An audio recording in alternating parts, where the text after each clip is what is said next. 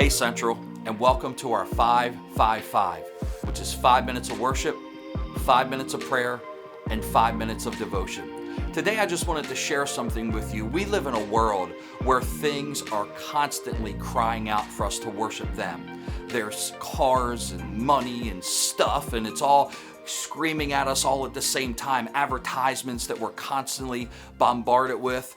And none of those things are bad things, but it's when we lift those things higher than God in our lives that it starts to change us.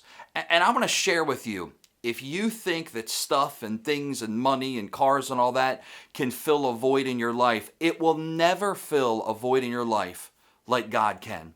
You know, there's this writer in the Old Testament. He wrote the book of Ecclesiastes, and he goes through all these stories of how his life had this and his life had that and he had this and he had that, and he goes on and on about all these things.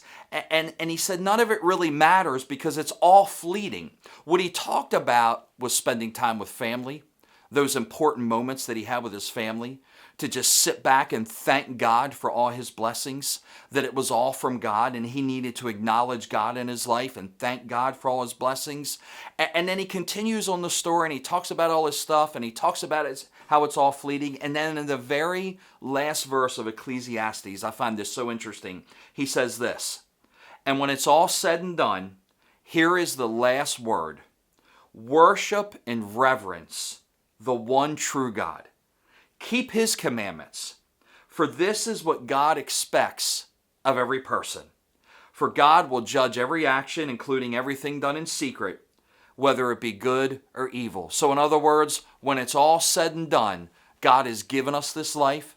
God offers us salvation and hope and healing and forgiveness and mercy and grace. And when we open our hearts up to that, and when we allow Jesus to come into our heart and change us and impact our lives, then God empowers us to live this life out so that we can see kingdom come in our life and through our life, and the world will see that as well. So I encourage you, just all the things and all the stuff that are constantly calling out to us, to live your life, to dedicate yourself every day to the living God, and you'll see the living God move in you, and you'll see the living God move through you.